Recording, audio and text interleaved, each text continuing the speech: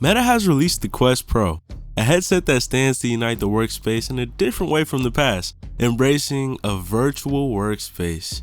Where there's a need for physical attendance, it will all be erased with this headset, or at least that's what their goal seems to be.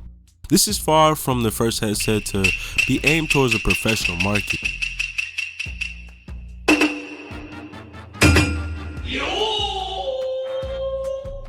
Now, with the push for a more professional grade headset, I wanted to see how far I could actually push the Quest 2 by doing something very basic like graphics design.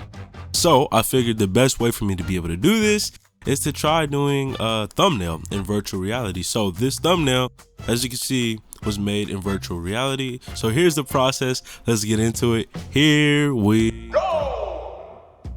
Alright, so I figured before I put the headset on, I'd go about my usual process. I use a software called Krita. It's open source, openly available on Windows, Mac, and Linux. It's really nice, really easy, and accessible to use. But anyway, with that being said, I usually open up my Krita instance, open up a 1280 by 720, and I just get into it. So that's exactly what I'm gonna do here. Let's go.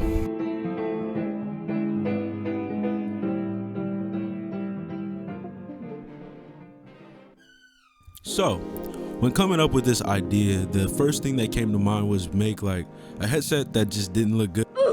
So I decided, hey, the best way for me to do this, time and effort wise, and aside from the fact that I'm lazy, was to use a reference image. Now, the reason why I did this is because I'm not an artist. So if I would have tried to do it without the reference image, it wouldn't end up looking like a headset. But anyway, that's what I did. So I started doing that. I was having some problems using the hand tracking. So what I had to do actually was use the controllers instead. And I found using the controllers was actually not a bad experience. You can kind of see how I'm picking up here with the workflow, and I'm like kind of feeling it a bit more.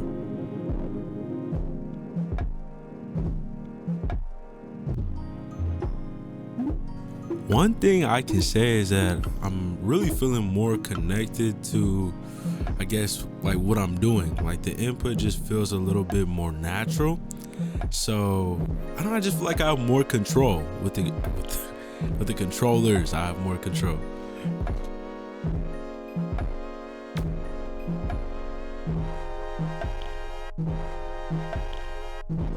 In hindsight, if I was ever to do something like this again, I'd probably use a VR app, like one that was built up for this specific use case.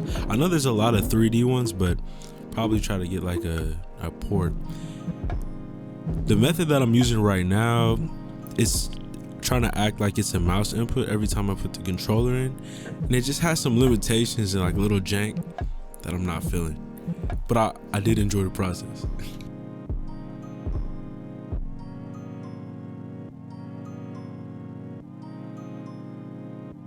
Now, I'm not sure if you can tell, but every time I click the trigger, it's actually making little dots. So I then have to clean those up after this whole little process.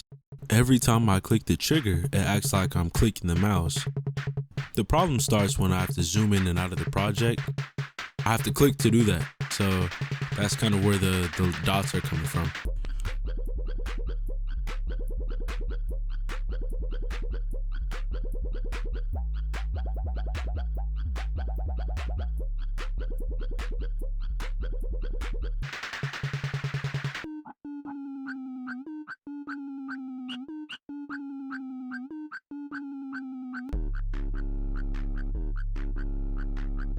Overall, I would say I would do this again, just not in a professional way. If I was doing side projects, I could see me using this. I would definitely just do it for casual fun, and I could actually see myself doing like more art, and this kind of being the reason why. I want to try this in video editing and audio workflow, so I might test that out.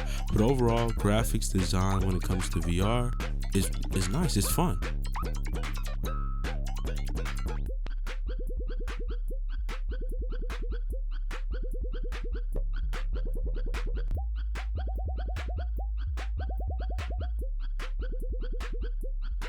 Alright, so now it's coming to an end. All I really did to clean up the image was Of course, erase all those annoying little dots. I brought out the hand tracking for the last bit, and I decided to type up the little words that are on here, and that's it. Here's the thumbnail. I want to say thank you for everyone watching. This is a quick little project that I wanted to do. So if you find interest in it or you liked it, please leave a like, and thank you for watching.